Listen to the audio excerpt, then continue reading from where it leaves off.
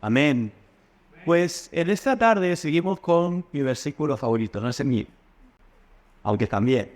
La idea del versículo favorito no es solamente que tengo uno, sino que me lo aprendo, lo memorizo, lo guardo en mi corazón y lo tengo siempre presente para aquellos momentos en mi vida en los que lo necesito. Evangelio de Mateo, capítulo 20, versículos del 20 al 28. ¿Sí? Vamos a ponernos en pie para poder hacer lectura de la palabra del Señor. ¿Ve? Dice así: entonces se le acercó la madre de los hijos de Zebedeo con sus hijos, postrándose ante él y pidiéndole algo. Él le dijo: ¿qué quieres? Ella le dijo: ordena que en tu reino estos dos hijos míos se sienten el uno a tu derecha y el otro a tu izquierda. Entonces Jesús respondiendo dijo: ¿no sabéis lo que pedís? ¿Podéis beber mi vaso que yo he de beber y ser bautizados con el bautismo que yo estoy bautizado? Ellos le respondieron: podemos. Él les dijo: a la verdad, de mi vaso beberéis, y con el bautismo que yo soy bautizado, seréis bautizados. Pero el sentaros a mi derecha o a mi izquierda no es mío darlo, sino a aquellos para quienes está preparado por mi Padre. Cuando los 10 oyeron esto, se enojaron contra los dos hermanos. Entonces Jesús llamándolos dijo: sabéis que los gobernantes de las naciones se enseñorean de ellas, y los que son grandes ejercen sobre ellas potestad. Pero entre vosotros no será así, sino el que quiere hacerse grande entre vosotros será vuestro servidor, y el que quiera ser el primero entre vosotros será vuestro siervo, como el Hijo del Hombre, que no vino para ser servido, sino para servir y para dar su vida en rescate para todos. ¿Amén? ¿Puedes tomar tu asiento? Gloria a Dios. Mira, yo estaba pensando, ¿cuántos están buscando trabajo? Creo su mano. ¿Cuántos están buscando trabajo? Amén. ¿Tú crees que Dios te puede dar un trabajo? Vamos a orar. Señor, en esta hora te pido en el nombre de Jesús que le des el mejor trabajo a aquellos que están buscando ese trabajo, Señor. Que sea bien remunerado sobre todo, Señor, que les permita seguir honrándote y sirviéndote en el nombre de Jesús. Amén. Ahora, mira, yo me imagino a Salomé pensando: oye, sería bueno eso de que mis hijos estén bien remunerados, en un buen puesto de trabajo, con unas buenas condiciones. ¿A quién no le gusta eso? Es más, cuando uno se pone a buscar en ofertas de trabajo, enseguida dice: oye, pues yo esto lo podría hacer. Nunca lo he hecho, pero yo creo que sí lo podría hacer, ¿no? Y siempre en el currículum que ponemos, que sabemos hacer de todo, ¿verdad? Aprendemos, ¿verdad? No, pero estoy dispuesto a aprender, o aprendo rápido, o no lo he hecho, pero, oye, seguro que me sale bien, ¿verdad? Y me imagino a Salomé presentar... Por cierto, Salomé, ¿sabéis por qué Salomé? Porque así se llamaba la madre de Juan y Jacob. No la de la canción de Chayanne, sino ni la Virgen, sino aquella que era familia de María, familia de Jesús. Juan y Jacob eran primos de Jesús. Esta se acerca a Jesús tal vez por la confianza que le tenía a Jesús, tal vez porque se creía de alguna forma que ella podía intervenir y ser parte de la posibilidad de que sus hijos tuvieran un buen puesto de trabajo y bien remunerado. Así que se acerca a Jesús y le dice: Señor, se postra ante él, porque es una buena forma de presentarse, ¿verdad? La mejor forma es postrándose ante el Señor, como hemos cantado, y le dice: ordena que en tu reino estos dos hijos míos se sienten el uno a tu derecha y el otro a tu izquierda. ¿Quién de nosotros que tenemos hijos le pediríamos a Jesús esto, sabiendo lo que el Señor Jesús iba a padecer, sabiendo cuál es la copa que el Señor Jesús había de beber? ¿Quién de nosotros estaría dispuesto a acercarse a Jesús y postrándose, decirle: Señor, que mis hijos ocupen los primeros lugares para que te sirvan y vivan y trabajen de la misma manera que Jesús? ¿Sería fácil o difícil? Claramente, difícil. Posiblemente ninguno de nosotros, si es que estuviéramos en nuestro sano juicio, entregaríamos a nuestros hijos al Señor Jesús para que ocupara los primeros puestos. Como un padre que, pensando en su hijo que tenga un buen puesto de trabajo, le diga: oye, hazte militar. ¡Qué buen trabajo! ¿No? Hazte militar. Y hacer posible que te manden a primera línea de batallas. El hijo va a decir, pues papá, no me quieras tanto, ¿verdad? ¿Por qué? Porque ninguno desearíamos mal para nuestros hijos. Ahora, evidentemente, cuando pensamos en el reino, en ningún momento estamos pensando de que aquellos que sirven en el reino van a sufrir ningún mal espiritual. Pero sí, van a sufrir un mal que tiene que ver con la realidad de este mundo. Dice la palabra del Señor que el que se hace amigo de Dios se hace enemigo del mundo. Es decir, el mundo no porque tú te quieras enemistar con tu vecino por ser cristiano, no porque tú te quieras enemistar con tu jefe por ser cristiano, sino porque el hecho de posicionarte y de ser amigo de Jesús te hace ser enemigo de lo que te rodea. Si es que estos no son de Jesús. Es por eso que aquel cristiano y que puede o tiene la oportunidad del domingo ir a la iglesia, si su jefe le dice, ven a trabajar, te pago bien, él le va a decir, no, yo no voy a trabajar los domingos. Y el jefe le decía, muy bien, pues, tranquilo, majete, tú sigue tu vida. No, el jefe, ¿qué le va a decir? ¿Oh? ¿Tú quieres seguir conservando tu puesto de trabajo? Pues el domingo tienes que trabajar, y si no, tengo muchos en la puerta. ¿Has escuchado? Tengo muchos en la puerta. El que se hace amigo de Jesús, se hace enemigo del mundo. ¿Qué era lo que le estaba pidiendo aquella madre? ¿Qué era lo que estaba buscando aquella madre? ¿Cuál era el deseo que prevalecía en esta situación? ¿El deseo de una madre o el deseo de Dios? El deseo de una madre. ¿Qué había detrás de la petición de la madre de Juan y Jacobo?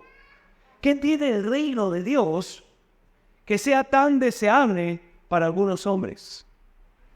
Hay un libro que se llama El libro de Eli, o una película que se llama El libro de Eli, que plantea cómo la Biblia puede transformar y cambiar al hombre e incluso la propia humanidad. Y hay alguien que está buscando ese libro que ha sido destruido, pero parece que queda una copia, con la finalidad de dominar el mundo, porque cree que ese libro, teniendo ese libro en la mano, puede dominar el mundo. ¿Qué tiene el reino de Dios que puede resultar tan deseable para algunos? ¿Qué era lo que buscaba esta mujer? Su propio beneficio, su propia recompensa, algún beneficio, ¿o qué? Mira, aquella madre se acerca a Jesús. Jesús, por supuesto, sabe qué es lo que aquella madre busca, pero le pregunta, ¿qué quieres?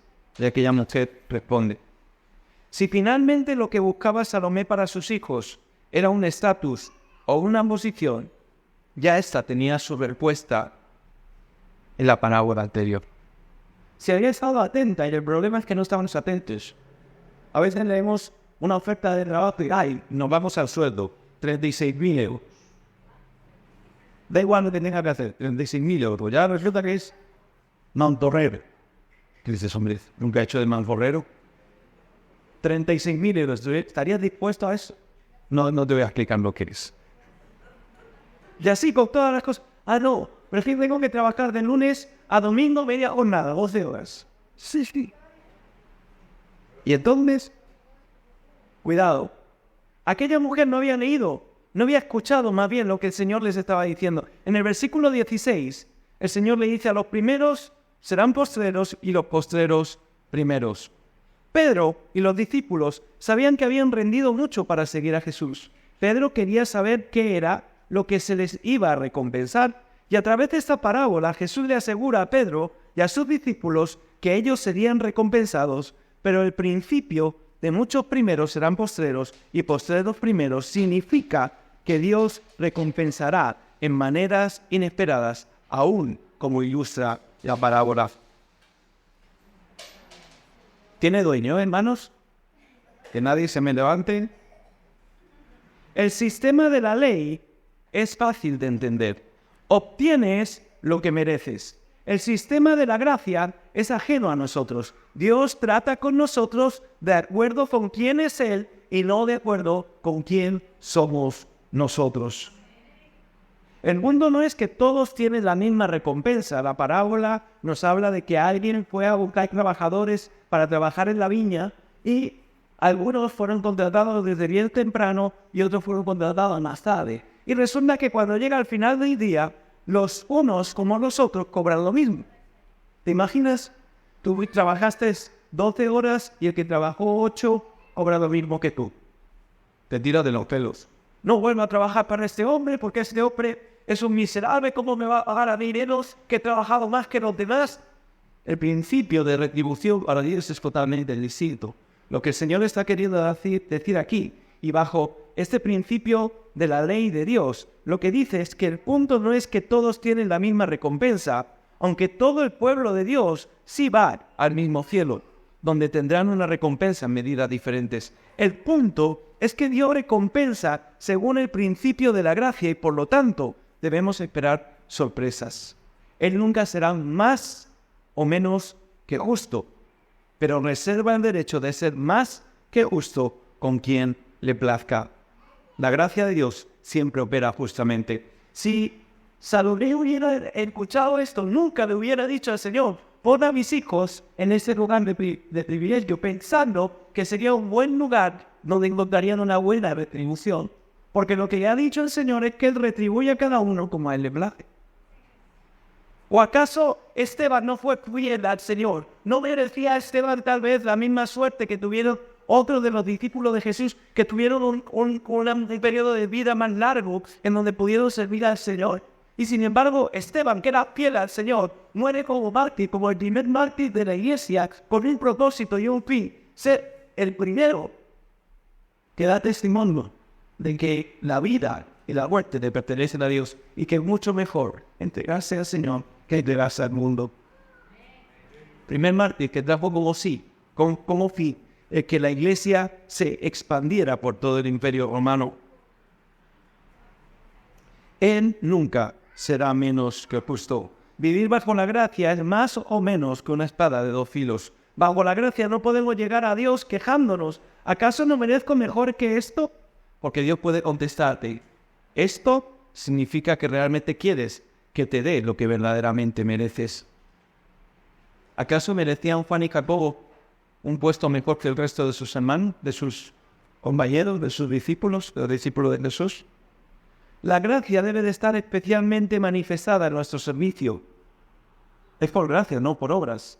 Todo nuestro servicio se debe a Dios, le pertenece a Él. ¿Qué más da en lugar que te corresponda si lo importante es estar a los pies del Señor, sirviendo al Señor, como hemos cantado? La habilidad de servir a Dios es un regalo de su gracia. No es algo que yo gane por méritos. No es algo que yo pueda traer en un currículum y decir: mira, Señor, este es mi currículum. Tengo una ingeniería, tengo un máster, tengo tanto dinero en el banco, mira qué familia más hermosa tengo. Yo soy un buen servidor tuyo. No, el Señor no mide el servicio en función a lo que nosotros le podamos ofrecer. ¿Qué podía ofrecerle Salomé? ¿Acaso había algo que Salomé pudiera hacer para que Juan y Jacobo pudieran estar en esos lugares? Bueno, sí, una cosa tenía Salomé, que era la familia. Cuidado con la familia. Porque a veces pensamos que por el hecho de ser familia, a veces pensamos que por el hecho de ser hermanos, todo vale, todo sirve. Cuidado, no todo vale ni todo sirve. No puedo reclamar, no puedo pedir cosas que no me pertenecen. A Salomé no le pertenecía el pedido al Señor que pusiera a sus hijos en el lugar que no les correspondía. Aunque más tarde veremos que sí. Cada oportunidad de servir es un regalo del Señor. No es algo que yo merezca, es un privilegio que el Señor me da.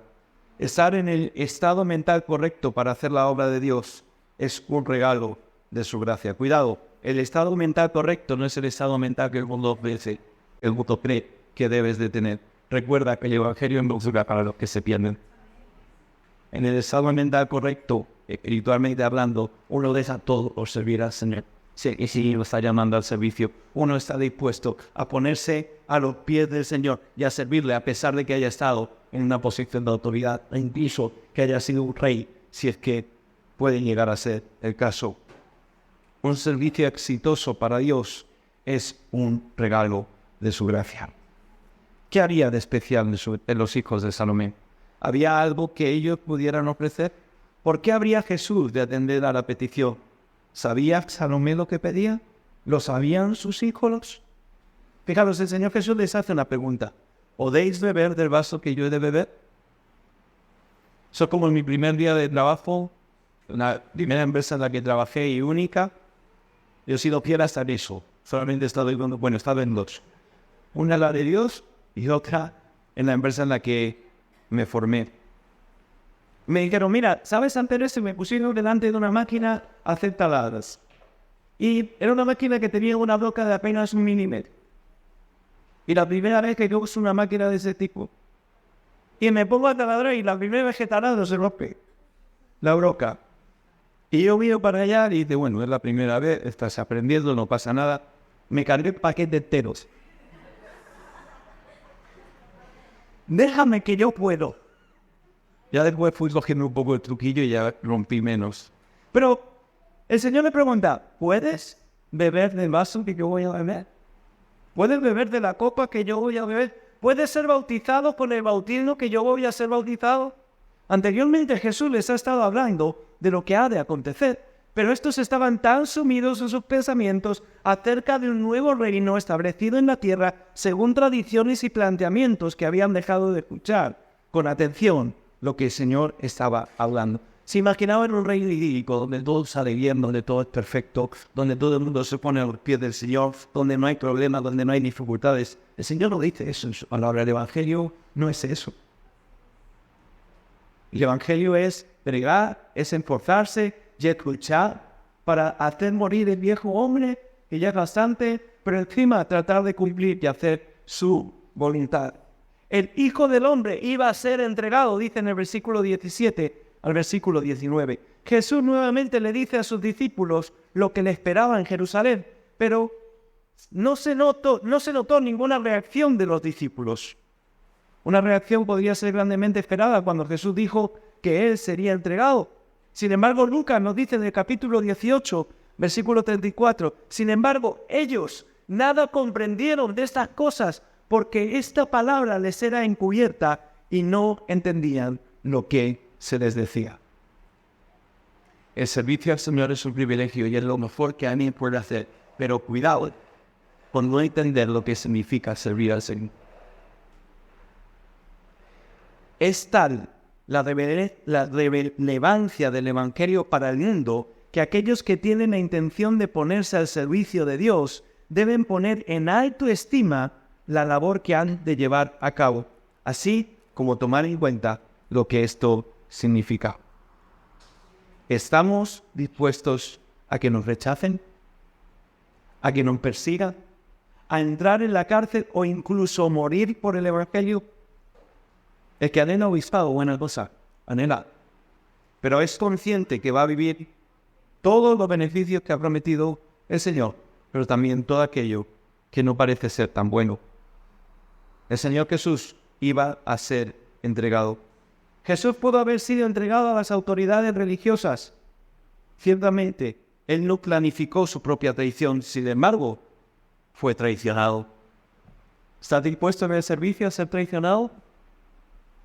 Servir al Señor implica que los que están más cerca te van a traicionar. Porque la empresa lo merece. Le condenarán a muerte. Jesús predijo que los líderes religiosos harían esto, y sin embargo, no sería algo que Él planearía.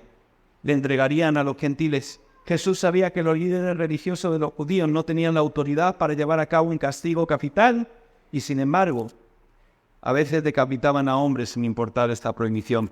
Jesús estaba seguro que Él sería entregado a los gentiles. Le escarnecerían y le azotarían, dice. Jesús predijo estos aspectos específicos de su agonía venidera. Y dice Spurgeon, le arrancaron su cabello, le hirieron sus mejillas, le escupieron en la cara. La burla no podía ir más lejos. Fue un desdén cruel, cortante y maldito. Y finalmente, llegó a crucificar. La crucifixión no era la única manera en que los criminales eran ejecutados bajo los romanos, pero Jesús sabía que así era como Él sería ejecutado. Si tomamos en conjunto esta imagen de gran sufrimiento, y si la propia Salomé hubiera escuchado lo que Jesús estaba hablando, hubiera entendido esto, que aquellos que sirven al Señor pueden llegar a sufrir la deslealtad de sus amigos, pueden sufrir por la injusticia, sufrir los insultos deliberados, el dolor físico, la humillación y la degradación. Ahora él también dijo que al tercer día resucitaré, hablando de la vida eterna en Cristo Jesús. Todo lo que podamos padecer en esta vida no se compara a lo que el Señor tiene para nosotros. Por lo tanto, si Salomé solamente se quedó con esto, vale, es suficiente, está bien. Si nos quedamos con esto, está bien. La recompensa la tenemos en el cielo. No hay nada que yo pueda pasar que me aparte de lo que el Señor tiene para mí, si es que soy fiel al Señor como Él me ha pedido. El Señor me dice, ok, decís que podéis. El vaso que yo voy a beber, vosotros también lo beberéis. Y con el bautismo con que yo soy bautizado, vosotros seréis bautizados. Ambos, Santiago y Juan, tuvieron que ser bautizados en el sufrimiento, como lo fue Jesús. Pero sus vasos y bautismos fueron diferentes. Santiago fue el primero entre los apóstoles, el primer mártir, y Juan fue el único apóstol que no murió por el martirio, aunque no por falta de intentos, y murió en la isla de Patmos, encerrado en una cárcel como un criminal. ¿Eso era lo que deseaba Salomé para su gocito? ¿Eso es lo que deseas tú para tu vida? La respuesta tiene que ser sí. Porque de lo que estamos hablando es de algo mucho mayor de lo que nos imaginamos. Estamos hablando de un reino que es eterno, de un reino que no tiene fin, y hay reino que es para siempre, en donde todo pecado, en donde toda injusticia, en donde toda enfermedad ha sido erradicada, en donde todo lo que ha apartado al hombre de Dios ha sido eliminado para que ahora el hombre pueda tener una relación plena con el Señor. Santiago tenía que estar listo para ser el primero en morir entre los discípulos. Y Juan tenía que estar listo para vivir la vida cristiana más larga y ser testimonio entre ellos. Un teólogo, Barclay, dice, una moneda romana se encontró una vez con la imagen de un buey. El buey se enfrentaba a dos cosas, un altar y un arado, y la inscripción decía, listo para cualquiera. ¿Estás listo para rendir tu vida hasta la muerte delante del Señor? ¿Estás listo para vivir una vida larga, pero en el sufrimiento por el servicio que merece el Señor? Cristo, aún así, les dice, no me corresponde a mí daros ese lugar. Y es interesante porque muchos argumentan, bueno, si Cristo no tenía esa autoridad, es que Cristo no es el Hijo de Dios, no es Dios mismo y por lo tanto no podemos creer en su testimonio. Pero Cristo se sometió a la voluntad del Padre. Dice la palabra del Señor que no tomó en cuenta ser igual a Dios como cosa que aferrarse. No la estimó, sino que se despojó de todo ello, se autolimitó para ser siervo y morir en una muerte de cruz. Cristo, bajo autoridad, dice que no le corresponde a él, sino a su Padre decidir sobre este asunto. ¿Podrían ellos vivir bajo autoridad como Jesús? ¿Podremos nosotros vivir bajo autoridad como lo hizo el Señor Jesús? Jesús aquí demostró una sumisión increíble a su Padre. Él ni siquiera declara el derecho para escoger cómo serían recompensados sus siervos, sino que cedía eso a su Padre. Él no viene a hacer su propia voluntad, sino la voluntad de aquel que lo envió. Y entonces dice correctamente, del rango de su reino no es mío darlo. Cuán profundamente tomó nuestro Señor un lugar tan humilde por nuestro bien. Al dejar su autoridad a un lado, Él da una reprimenda silenciosa a nuestro egoísmo. ¿Por qué queremos ocupar lugares de servicio delante del Señor? ¿Cuál es la finalidad por la cual nosotros buscamos ser siervos del Señor? Los 10 discípulos estaban allí y ellos se enojaron. ¿Y por qué a ellos y no a nosotros? Les he dicho antes, ¿no? ¿Por qué a ellos y no a nosotros? ¿Por qué predica este y no predico yo? Si yo soy igual de elocuente o más. ¿Por qué a este le dan un privilegio o a esta le dan un privilegio y a mí no? El Señor sabe de la indignación de ellos. Estos se enojaron. Estos 10 discípulos pensaron erróneamente que se había otorgado un honor único a Santiago y Juan. Ellos no sabían que Jesús podría haberles hecho la misma promesa de sufrimiento a cualquiera de ellos. Ellos eran bobos, no entendían. La indignación de los 10 sin duda surgió menos de humildad que de envidia y temor de poder perderse de algo. Y Cristo da un ejemplo de cómo funciona su reino otra vez. ¿Estarían igual de dispuestos sabiendo cuáles son sus términos? Entonces Jesús, llamándolo, les dijo: sabéis que los gobernantes de las naciones se enseñorean de ellas, y los que son grandes ejercen sobre ellas potestad, mas entre vosotros no será así, sino el que quiera hacerse grande entre vosotros será vuestro servidor, y el que quiera ser el primero entre vosotros será su siervo. Amén. El domingo termina el culto. ¿Sabéis qué pasa? Aparte de que, bueno, cada uno tiene sus cosas que hacer, pero el salón de culto se queda desordenado. Hay algunos hermanos que se quedan porque les gusta hablar o por cualquier otra razón, porque están haciendo algo. Y entre todos, al final nos quedamos recogiendo. ¿Acaso no nos corresponde a todos el servicio al Señor? Si yo veo un papel en el suelo, no lo puedo recoger. Si veo que se está rompiendo y al que pille lo mato, que están quitándole la goma a las sillas, empiezan a rascar y veo el montículo de cositas de goma negra en el suelo, digo, no me quedo con la cara y en todos somos llamados a lo mismo. Para que no le mate. Amén. Porque me haría pecar y no quiero pecar. Todos somos llamados a lo mismo, desde lo más pequeño a lo más grande. Pero yo tengo que saber que mi posición en el reino es la del servicio. El servicio a los demás, el servicio a todos, el servicio al Señor, porque esa es mi recompensa, poder servir al Señor. No hay mayor recompensa que esta, ser un siervo útil en las manos del Señor. Su deseo por posición y estatus demostró que aún no conocía la naturaleza de Jesús con respecto al liderazgo y el poder. Los gobernantes de las naciones se enseñorean de ellas, pero ha de ser diferente entre el pueblo de Dios.